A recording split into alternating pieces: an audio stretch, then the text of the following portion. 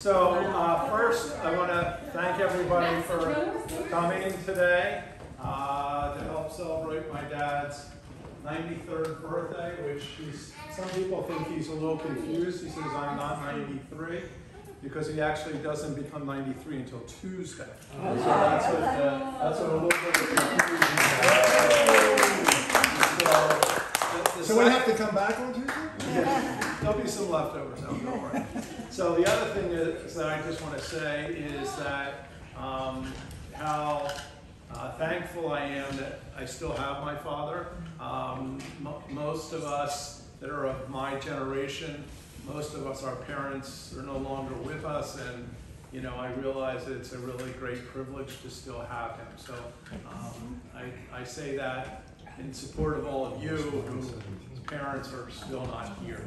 Okay, so I made a little video that I wanted to show you that I think a couple of you may have seen a while ago, but it's still really appropriate. It's called Yussy at 90.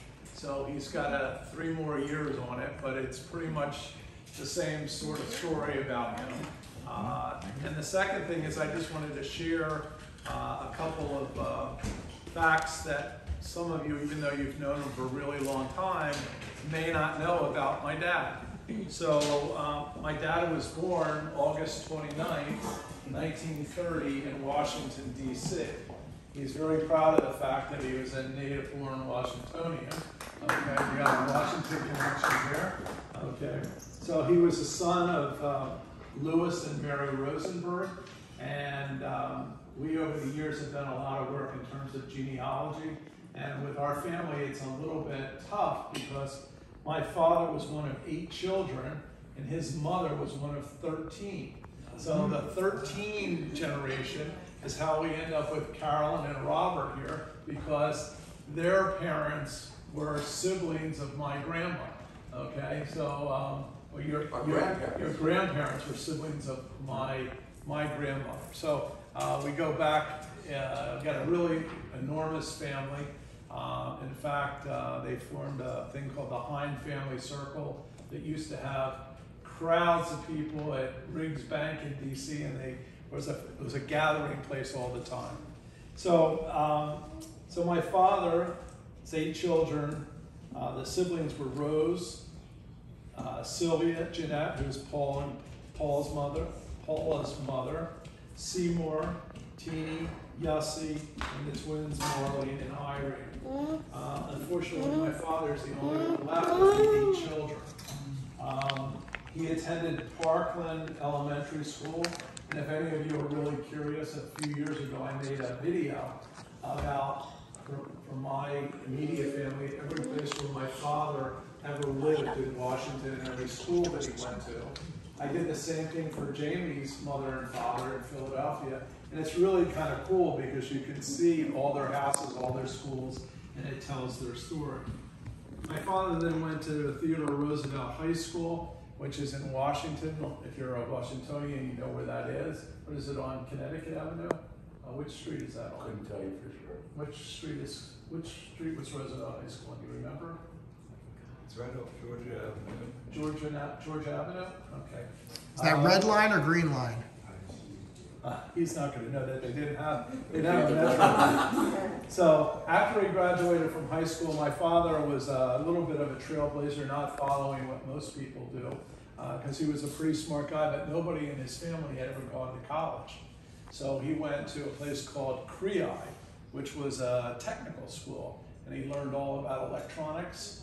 And after he went to CREI, he actually went into the Navy and worked where he served in the Navy Reserves, where he worked with seaplanes and was a radio operator with them. After that, he married my mother in 1952, Rochelle, and he had me in 1954. And Your mother had you. well, they both were married to it. And Barry in 1956. My father then moved as an outlier from Washington to this godforsaken place called New Jersey, because nobody ever left DC. All of our cousins, everybody, they used to all live on the same street. Even when they decided to move, the whole family would move to another street. They'd all live right next to each other. It was a little bit of a ghetto. So he came to Philadelphia, and he eventually went back to college. He went to Drexel University. He graduated the evening college there, his magna cum laude, and then eventually went, and over those years he worked for RCA, the blood company, RCA again, Martin again, Martin. And when he retired, which really wasn't retirement, he went and became a school teacher teaching physics and chemistry.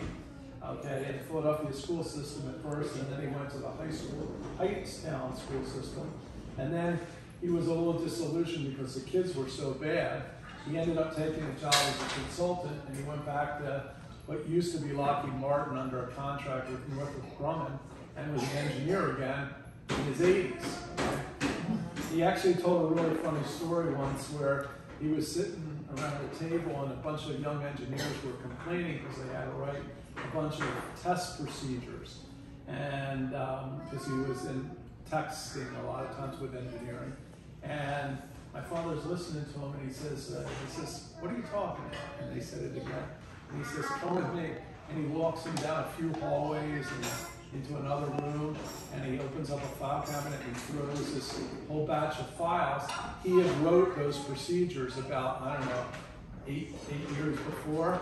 So all the engineers were so excited because they saved him 6 months of work, because he knew what it was. So anyway, my father had a long career in engineering. He worked on the Apollo missions to the moon, working with the camera. So when you saw them walking on the moon, he worked on those on the lunar orbiter, the camera that went around, and the communications devices. And I always remember we were laying on the floor in my parents' room, because that was the only room there was an air conditioner in our house. And in the summer, and we watched the lunar landing, and his project was up there, and we were cool. My brother and I, we got to sleep on a hardwood floor, but we didn't care because it was air conditioned. He also worked on Tyros weather satellites, which you still hear that name every once in a while, so that's how you get, your weather forecast. He worked on the lunar orbiter, as I said. He worked on the Aegis defense system. That's the ships where they shoot down missiles that are shot from other places. So it was like an anti-missile system. He also That's the Warstown. That was the Warstown thing, right. And then he worked on projects for the Marines. He also did projects that went to Mars. And he went back and was a safety engineer again at RCA, Lockheed Martin, Northrop Grumman. What was kind of interesting was when I was a kid, and we were sitting at the kitchen table, he'd come home every once in a while with a tie clip. And if you worked on, let's say, the project on Mars, they gave you a tie clip to hold it together, like your ties. Or if you worked on the Apollo, you got a little tie clip. So he used to bring all these tie clips home. And as a little kid, I'm going like, what's all this stuff? That's what it was. He was working on all these really big projects. So it was pretty neat. So anyway, that's kind of a summary. My dad finally retired in his, I guess, mid to late 80s, and became kind of the alternative chief driver for Jordan when he was a little boy, picking him up like I do for his kids at daycare at the Unitarian Church, and he's a regular attendee at all of Joy's ballerina and dance recitals that Joy just still marvels about her dance skills. So anyway, I made this video. Don't worry, it's not going to be all day. It's 6 minutes long, and I may narrate over it a little bit, but we'll try it. Am I supposed to keep rolling for this? You can capture what I say while it's on. You'll say a little bit of the editing. That's a yes. So if you go over here a little bit, you'll get the camera and the pictures. So here we go.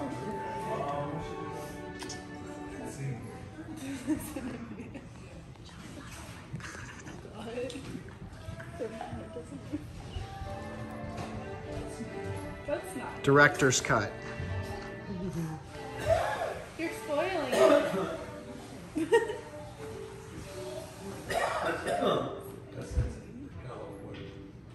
I'm going to do the best I can here. I don't know how to rewind it back. So this is the New York World's Fair with his parents. He got to go because all the kids voted that he should go because he was the baby yes in the family. And they That looks like Barry on the right. That's my dad. Yeah, it looks like Barry.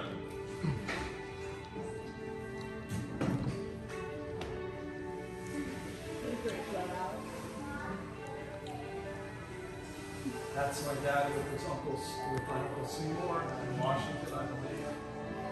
That's his high school class. Right up in the upper right-hand corner. Some familiar faces. That's a few years ago with me. Wow. It's a good Phillies hat. That was over at Emily's house a few years ago. I thought it was you, Jordan. Birthday parties. With Papa. Yes. Lots of birthday parties. There's Alan up in the picture. Yeah, those are from The wedding picture. You were probably there, Carol. That was his siblings and his parents. Who's that little guy there? Is that Jason? Jordan. That's the picture of him riding the horse. A lot of people my age, their parents have pictures like that. It's true.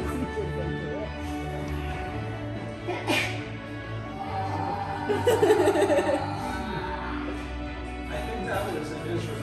Was it Turkey or Israel?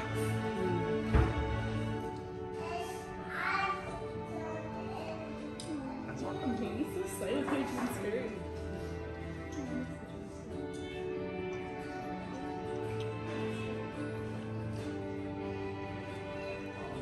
That's the same photo. I was in twice, sorry.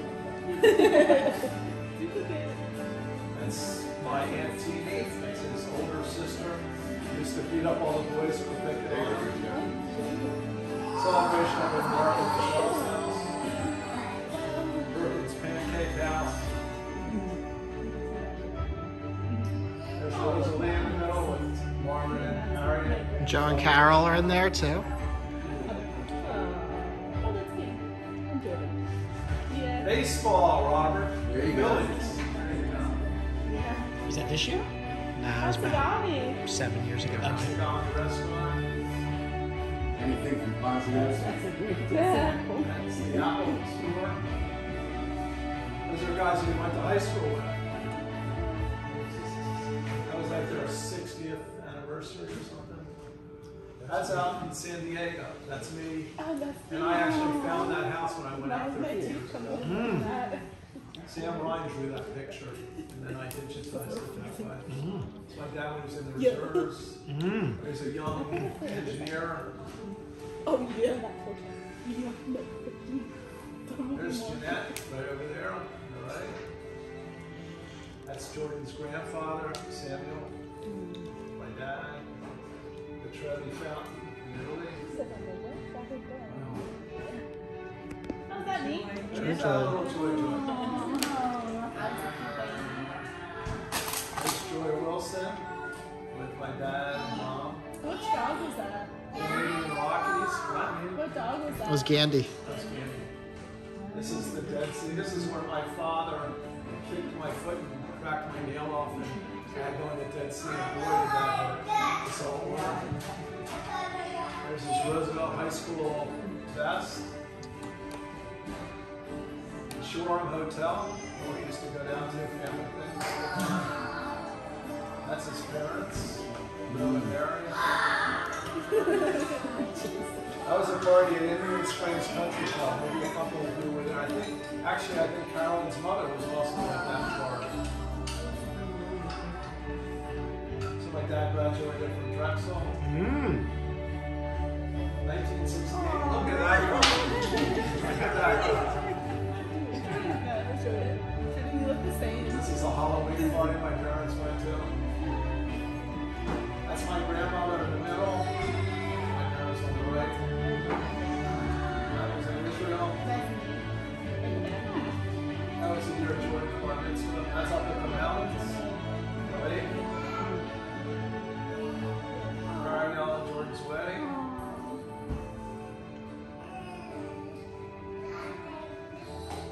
You have a great set of hair. My dad and mom, I think it was at Monticello on a date. Oh, did you get it? George Washington's house was. So good to meet you. That's our picture. We couldn't find anything else consistent in the picture, so we stopped there. You're in the front.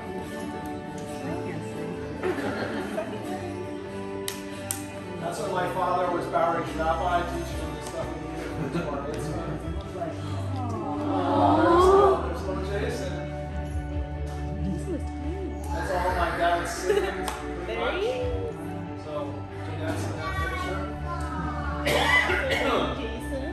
Baby Jason. Jason, Marielle. The uncles are Jack Cohen on the left. Our grandfather, Lou, in the middle. My brother, Lou and Rosenberg. And that was it. So, hopefully, there you go. I just thought it would be helpful to have a little bit of the story through pictures. And Jordan, if you hand me the camera. Still rolling. I understand. I understand. I understand. I've been a producer for a long time. So I just wanted to take just a couple minutes, no requirement, but as I mentioned in the email, that if anyone had a brief story, Robert, a brief story. It's like Bill Clinton, I have to say that.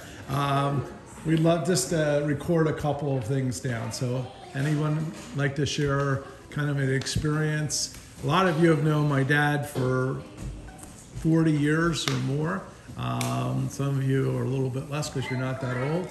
So would you like to say something, Robert? Depends. Is there a limit? Yeah, there's as much as you want to say. All right. I think I said this at the Zoom call, that Yuss was always the one, no matter what we had down in the DC area for family, whether it was a celebration or we lost someone in the family, always came down. Right. And my goal in life was to be our generation's Yussy. And that's what I hope to do. That's great. And that's why I'm here. There you go. And then, oh, never mind. Anybody else have something like to share? I'll just say, like you mentioned earlier, Pop-Pop was always present with me when I was a kid, picking me up and taking me everywhere I wanted to go. He would drive to DC, he would drive anywhere that you could imagine for any excuse to hang out with family. And having two boys of my own now here, I think about Pop-Pop a lot when I'm carting them around, driving on highways or running into stores and doing whatever they want to do, because that's what Pop-Pop always wanted to put me first and make sure that I was having a good time and I was enjoying it. So the other thing that's related to that story is, hey Jason, Hey. hi, there you go,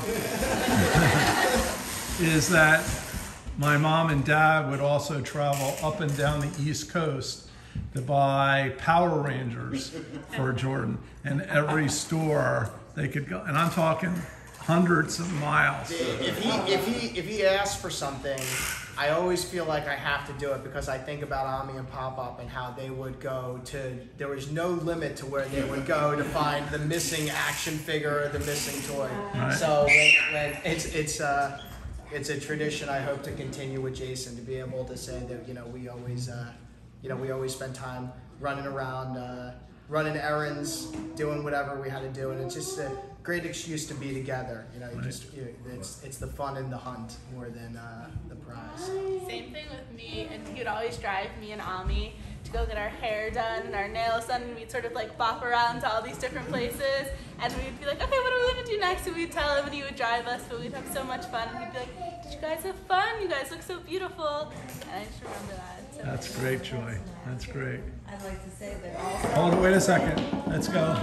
in the same vein, that I think Uncle Yussy and Aunt Rochelle were the glue that held our family together. It didn't matter what time the affair was, they were always the first ones there. And last couple years, we would always, wait with bated breath for them to walk in the door. Right. Morning, noon, or night, and they dragged you guys along. I know it wasn't a drag for you guys, but you were always, as a family, a bright light in the Rosenberg tradition. Oh, thank you. Thank you. Let's see. Anybody else? I'll say something. Go ahead, Barry. I'm very grateful for what my father has done to me over the years, and he helped me to get the job that I used to work at, and I'm very grateful. I used to go up and see him when he was up the hallway, and I used to go talk with him and all that stuff. And then he retired, and then I left a year later. Mm-hmm. Okay, nice. Thank you. There you go. Rich, you got anything to say? I just remember how Yussy immediately jumped into the fray when Buzzy's wife Joy got ill, and just picked up whatever needed to be done in helping to raise Jordan, or to run errands, or to be present for the family. Did everything he could to make the transition as seamless as possible for the family, and did it so enthusiastically as well. Mm-hmm. He's having a little bit of fun right now with his little Lukey there. He's been a great grandfather too to these two boys. It's been so nice sharing them with him and getting to experience fatherhood with Papa, hanging out and being along for the ride. And anybody else like to say anything? Carol, you? Alan, go ahead. It's well known that Jersey's produced two great filmmakers, Spielberg and Rosenberg. And because of Buzzy's attachment to political correctness, there was no mention this afternoon to Ethel and Julius, other members of the family. But I would just like to say that it's probably impossible to find two nicer people than Yuss and Rochelle. And met them that way probably 50 years ago, and that never changed for a second. Thank you. Thank you. Joe? When I got your invitation 2 weeks ago, I was confused like I normally am, because you said to come here and tell stories, which seemed kind of strange that your father wasn't telling stories today. I thought that was the way the party was going to go. So I guess one of the best memories I have with him, and going forward, are you listening, Yussy? More fun things. This is the distraction that's going on right here. Okay. I really enjoy watching football games with you on Sunday, with Eagles games, and I hope to see you in 2 weeks for the Eagles-Patriots game. And Joe comes over for the games all the time. Yeah, hold it, Daniel. Yeah. Yussy, can you hear me over there? Do you remember the one bright morning story? You remember it? So we're at the mountain house. I can't be older than 10 or 11. And somehow, I think it was just the two of us left on the deck, and unprompted out of nowhere, he just goes, one bright morning in the middle of the night, two dead boys got up to fight. Back to back, they faced each other. They took out their knives and shot each other. A deaf policeman heard the noise and came to arrest the two dead boys. And me at 11, I'm like, what? But I got such a kick out of it that he saw the reaction and saw that it cheered me up, and I don't know where he heard it. I think every family event where I saw him for the next decade, and I'm talking like well into high school, he would start reciting it again. So that's all I can think of. So that's just my funny little anecdote. So it wasn't senility. He's been doing it for a No, while. he's been doing it. He's been working crowds for years. So I always kid, that's why I put that in the note about come with stories, because my dad is always telling stories, and it's kind of like maybe about 10% of them have an element of truth to it. No, he tells a lot of truthful stories, but he embellishes things a little bit. So I get a kick out of that as well. So Ami was the designated fact checker for all of his stories. So now that Ami's not around, he has more creative license. okay, so Dad, do you want to just say something just for a minute? He tells all the stories. Huh? What's up? You want to tell everybody thanks for coming? So what? You want to thank everybody for coming today? Yeah, I want to thank everybody to be here today. And here's my newest friend, my little pal. Your little great grandson. Okay, so there you go. Thank you very much.